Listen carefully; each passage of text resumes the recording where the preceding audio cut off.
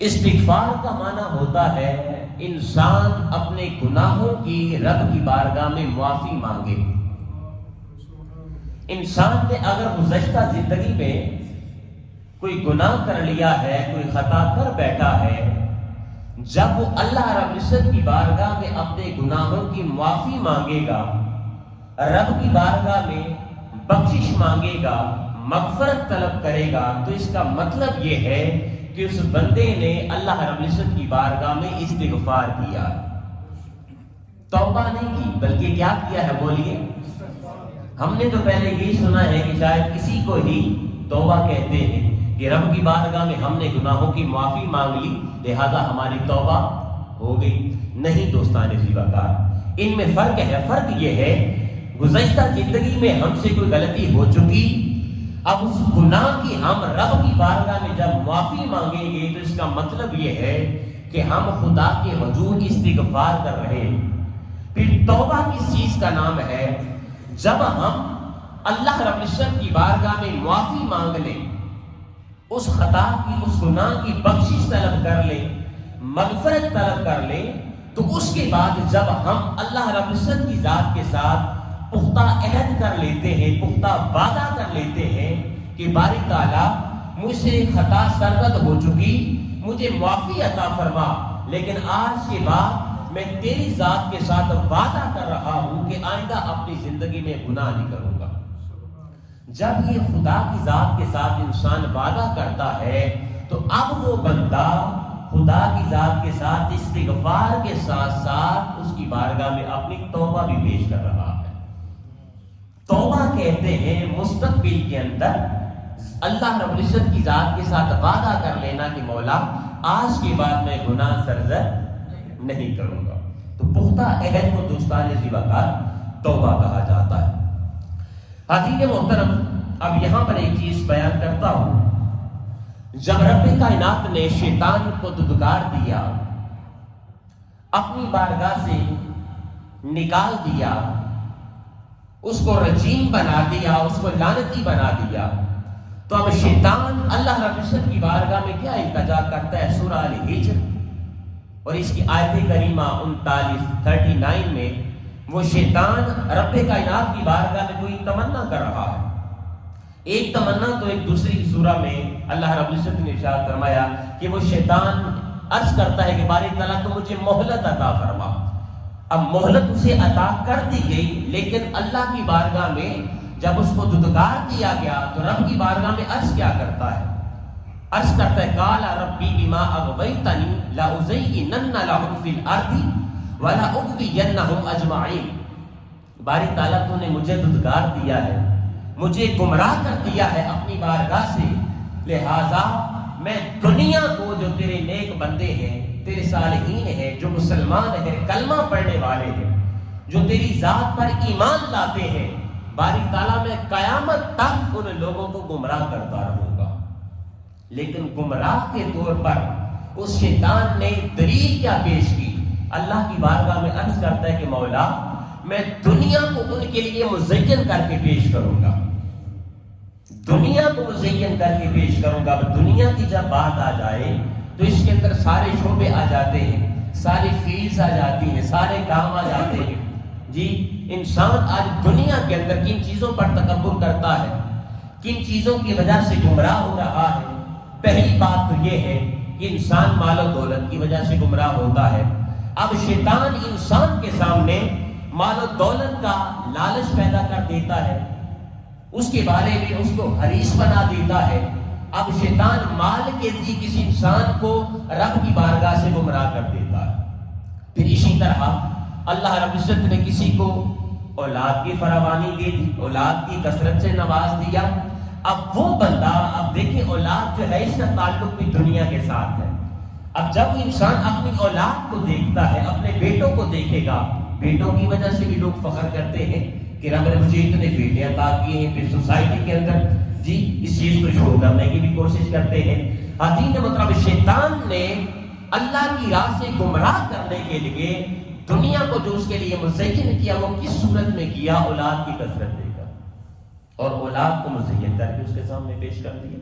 پھر رب نے علم عطا کر دیا. اب کوئی بندہ اگر اپنے علم پر کیا کرتا ہے, لوگوں کے سامنے دکھلاوا کرتا ہے, فخر کرتا ہے, تکبر کرتا ہے کہ رب نے مجھے ڈاکٹر بنایا ہے, مجھے میڈیکل کا علم ہے, رب نے مجھے انجینئر بنایا ہے, اللہ رب العزت نے مجھے فلاں علم عطا کیا ہے. تو اب شیطان کیا کر رہا ہے, جب یہ انسان ان چیزوں پر تکبر کرتا ہے تو گویا کہ دنیا کو شیطان نے انسان کے لیے مزین کر دیا. دنیا کے ذریعے انسان کو شیطان گمراہ کر رہا ہے. لیکن یاد رکھیے, شیطان نے جب اللہ رب العزت کی بارگاہ میں یہ عرض کی کہ باری تعالیٰ میں قیامت تک تیرے بندوں کو, مسلمانوں کو, کلمہ پڑھنے والوں کو گمراہ کروں گا. یاد رکھیے, مجھے بتائیے کیا شیطان کو کسی دوسرے مذہب کو گمراہ کرنے کی ضرورت ہے؟ جی, جو خدا کی ذات کو نہیں مانتا, حضور علیہ السلام کی نبوت و رسالت پر ایمان نہیں رکھتا, تو کیا خدا کوئی شیطان کو یہ ضرورت ہے کہ ان لوگوں کو گمراہ کرے؟ بھائی شیطان تو انہیں کو گمراہ کرے گا نا جو خدا کی ذات کو ماننے والے ہیں, جو آپ لوگ یہاں پر بیٹھے ہیں, جو کلمہ پڑھنے والے ہیں, جو مسلمان ہیں. لیکن شیطان نے رب کی بارگاہ میں بھی ایک اعتراف کیا, کہتا ہے کہ مولا میں سب لوگوں کو گمراہ کروں گا, مسلمانوں کو گمراہ کرنے کی کوشش کروں گا. لیکن آگے آیت نمبر 40 میں کیا عرض کرتا ہے, الا عبادک منہم المخلصین. باری تعالیٰ لیکن ان لوگوں کو میں گمراہ نہیں کر سکتا جو اخلاص کے ساتھ تیری ذات کے ساتھ جڑ چکے, جو تیری ذات کے ساتھ پختہ ہو چکے, جو نماز قائم کرتے ہیں, جو روزہ رکھتے ہیں, رب نے ان کو صاحب استطاعت بنایا ہے, وہ زکات ادا کرتے ہیں, وہ حج کرتے ہیں. مولا جو تیری اطاعت کرنے والے ہیں, جو تیری فرما برداری کرنے والے ہیں, مولا میں ان کو گمراہ نہیں کر سکتا. تو ہمیں یہاں پر اب اپنی ذات کے اندر اخلاص پیدا کرنے کی ضرورت ہے. پھر حاضرین محترم, اب یہ مکالمہ میں استغفار کی طرف بڑھانا چاہوں گا. ایک حدیث مبارکہ امام احمد بن حنبل نے اپنی کتاب کے اندر مسند احمد بن حنبل میں روایت کی ہے. شیطان نے جو مکالمہ کیا رب کی ذات کے ساتھ, حضرت ابو سعید خدری رضی اللہ عنہ کو آپ روایت کرنے والے ہیں. اور یہ جو حدیث ہے, اس حدیث کو حدیث قدسی کہا جاتا ہے. حدیث قدسی دو طرح کی احادیث کی ویسے تو بہت زیادہ اقسام ہے, لیکن آسان لفظوں میں اگر سمجھانا چاہوں تو حدیث کی بیسیکلی دو قسمیں ہیں. ایک حدیث ہوتی ہے کہ جس کے الفاظ بھی تاجدار کائنات کی طرف سے ہوتے ہیں اور معنی بھی تاجدار کائنات کی طرف سے ہوتا ہے. لیکن حدیث قدسی جو ہوتی ہے یہ اس حدیث کو کہتے ہیں کہ جس میں جو مفہوم ہے, جو معنی ہے, وہ تو خدا کی ذات کا ہوتا ہے, لیکن جو الفاظ ہوتے ہیں وہ تاجدار کائنات کے ہوتے ہیں. بات سمجھ گیا جی؟ جو الفاظ ہیں وہ آقا علیہ السلام کے, لیکن اوپر جو منشا ہوتا ہے, جو معنی اور مفہوم خدا نے بیان کرنا ہوتا ہے, وہ رب کائنات کا ہوتا ہے. اب شیطان کو کلمہ کیا کر رہا ہے, ان شیطان قال, شیطان کہتا ہے وَعِزَّتِكَ یا ربی, باری تعالیٰ مجھے تیری عزت کی قسم, لا ابرہ اغنیا عبادک ما دامت ارواحہم فی اجسادہم, مولا جب تک تیرے انسانوں کے جسم کے اندر جان ہے, ان کے اجساد کے اندر روح ہے, باری تعالیٰ تب تک میں ان کو گمراہ کرتا رہوں گا. گویا کہ انسان کو شیطان موت تک کیا کرتا ہے, گمراہ کرتا رہتا ہے. جب یہ عرض کر دی اللہ رب العزت کی بارگاہ میں, مولا میں موت تک, جب تک ان کے جسم کے اندر جان ہے, ان کو گمراہ کرتا رہوں گا. تو رب کائنات نے آگے کیا ارشاد فرمایا, ان کلمات کو سنیے گا. استغفار کا موضوع میں آپ کی گوش گزار کر رہا ہوں. اب استغفار کی اور توبہ کی اہمیت کو سمجھیے گا. رب نے کیا ارشاد فرمایا, رب نے جواب دیا, فرمایا قال رب, رب نے فرمایا وعزتی وجلالی لا ازال اغفر لهم ما استغفرونی.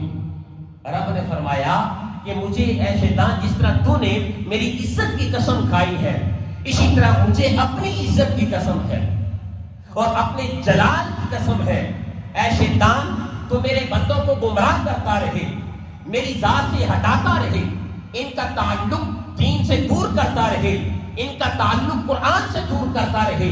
لیکن جب میرا بندہ گناہ کر کے, کوئی غلطی کر کے, خطا کر کے میری بارگاہ میں پلٹے گا اور استغفار کرے گا، میں قیامت تک اپنے بندوں کو معاف کرتا رہوں گا۔ کیا فرمایا؟ مستغفرونی، جو بندہ میری بارگاہ میں استغفار کرتا رہے گا گناہ کرنے کے بعد بھی، تو میں اپنے بندوں کو کیا کرتا رہوں گا؟ معاف کرتا رہوں گا، ان کی توبہ کو اپنی بارگاہ میں قبول کرتا رہوں گا۔ پھر دوستان شکار آگے بڑھیے۔ اب چونکہ میرے پاس وقت نہیں ہے لہٰذا میں چاہتا ہوں کہ سیدھا باتیں آپ میں گوش گزار کر دوں۔ حضرت عمر بن الخطاب، حضرت عمر فاروق رضی اللہ عنہ، آپ روایت کرنے والے ہیں اور تاجدار کائنات صلی اللہ علیہ وسلم کی حدیث مبارکہ، حضور نے ارشاد فرمایا کہ اگر کوئی شخص اچھی طرح سے وضو کا اہتمام کرتا ہے، اب دیکھیں کتنا چھوٹا سا عمل ہے لیکن اس کی جزا کتنی ہے۔ استغفار کی اہمیت کو سمجھیے گا، لے کرسی لے آئے یہاں پہ سمجھیں۔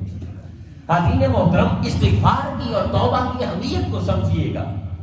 حضور علیہ السلام نے ارشاد فرمایا کہ اگر کوئی بندہ احسن طریقے سے وضو کرتا ہے، وضو کرنا دیکھیں چھوٹا سا عمل ہے، ہم گاہے بگاہے وضو کرتے ہیں، 5 وقت تو کرتے ہی ہیں حضرت صاحب، لیکن اس کے ساتھ ساتھ جب بھی ہم نے قرآن کی تلاوت کرنی ہے، نوافل پڑھنے ہیں، تہجد پڑھنی ہے، کوئی بھی نیک عمل کرنا ہے تو اس کے پہلے ہم کیا کرتے ہیں؟ وضو کر لیتے ہیں، چھوٹا سا عمل ہے، لیکن حضور نے کیا ارشاد فرمایا؟ اچھے احسن انداز میں اگر کوئی بندہ وضو کرے اور اس کے بعد کلمہ شہادت پڑھے، جو دوسرا کلمہ ہے اس کی تلاوت کرے، وہ تلاوت کر کے ایک دعا رب کائنات کی بارگاہ میں مانگے۔ وہ دعا کیا؟ بڑی آسان دعا ہے، اللہ کی بارگاہ میں عرض کرے اللہم اجعلنی من التوابین واجعلنی من المتطہرین، باری تعالیٰ مجھے اپنے توابین میں لکھ لے، میرا نام توابین میں لکھ لے، اور دوسرا مجھے طہارت بھی عطا فرما، مجھے پاکیزگی بھی عطا فرما۔ یہ دعا جو بندہ اللہ رب العزت کی بارگاہ میں وضو کرنے کے بعد کلمہ تشہد پڑھنے کے بعد یہ پڑھتا ہے تو آقا علیہ السلام نے ارشاد فرمایا خالق کائنات اس انسان کے لیے جنت کے 8 دروازے کھول دیتا ہے۔ بولیے ذرا کتنے دروازے؟ رب اس انسان کے لیے جنت کے 8 دروازے کھول دیتا ہے، اور حضور علیہ السلام نے ارشاد فرمایا اب اس بندے پر ڈیپینڈ ہے، رب نے اس کی منشا پر چھوڑ دیا ہے، وہ بندہ جو وضو کرتا ہے، کلمہ پڑھتا ہے، یہ دعا مانگتا ہے، وہ بندہ جس دروازے سے جنت میں داخل ہونا چاہے وہ داخل ہو جائے۔ چھوٹا سا عمل ہے لیکن اس کی جزا دوستان اسی وقت کتنی زیادہ ہے۔ پھر اسی طرح آج ہم مال کی وجہ سے پریشان رہتے ہیں، پھر بعض لوگ اولاد کی وجہ سے پریشان رہتے ہیں، اللہ کی بارگاہ میں دعا کرتے کہ مولا مجھے اولاد کی کثرت عطا فرما۔ بعض لوگوں کو اولاد کی نعمت میسر نہیں آتی، ہم اللہ رب العزت کی بارگاہ میں دعا کرتے ہیں کہ باری تعالیٰ سب کو اولاد نرینہ عطا فرمائے۔ حاضرین محترم، اب دیکھیں جو لوگ اولاد کی وجہ سے پریشان ہیں یا مال کی وجہ سے پریشان ہیں تو رب نے اس کا بھی نسخہ دے دیا ہے، اس کا بھی کلیہ دے دیا ہے قرآن کے اندر، اور اپنی آیات کریمہ کے اندر فرما دیا ہے اے لوگوں اگر مال طلب کرنا چاہتے ہو تو پھر بھی میری بارگاہ میں استغفار کرو، اور اگر اولاد طلب کرنا چاہتے ہو تو پھر بھی میری بارگاہ میں استغفار کرو۔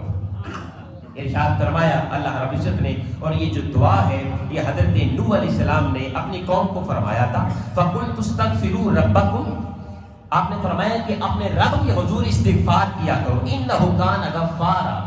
جب بھی بندہ رب کی بارگاہ میں استغفار کرتا ہے تو خالق کائنات اس کے استغفار کو، توبہ کو اپنی بارگاہ میں شرف قبولیت عطا فرماتا ہے۔ اور پھر آگے فرمایا یرسل السماء علیکم مدرارا، پھر خالق کائنات آسمان سے اس بندے کے لیے بارش کو نازل فرماتا ہے۔ اور آگے وہی کلمات ہیں وَيُمْدِدُكُمْ بِأَمْوَالٍ وَبَنِينَ وَيَجْعَلْ لَكُمْ جَنَّاتٍ وَيَجْعَلْ لَكُمْ أَنْهَارًا۔ فرمایا کہ اے انسان اگر تم میری بارگاہ میں احسن طریقے سے استغفار کرے گا، توبہ کرے گا، تو رب نے فرمایا کہ میں تمہیں مال کی بھی کثرت عطا فرماؤں گا اور اولاد کی بھی کثرت عطا فرماؤں گا۔ اور فقط یہ 2 چیزیں نہیں ارشاد فرمائی، اور آگے کیا ارشاد فرمایا وَيَجْعَلْ لَكُمْ جَنَّةً، اور میں تمہارے لیے تمہارے نصیب کے اندر جنت بھی لکھ دوں گا۔ اور جنت کے آگے پھر کیا وَيَجْعَلْ لَكُمْ أَنْهَارًا، پھر جنت کی یہاں پر ایک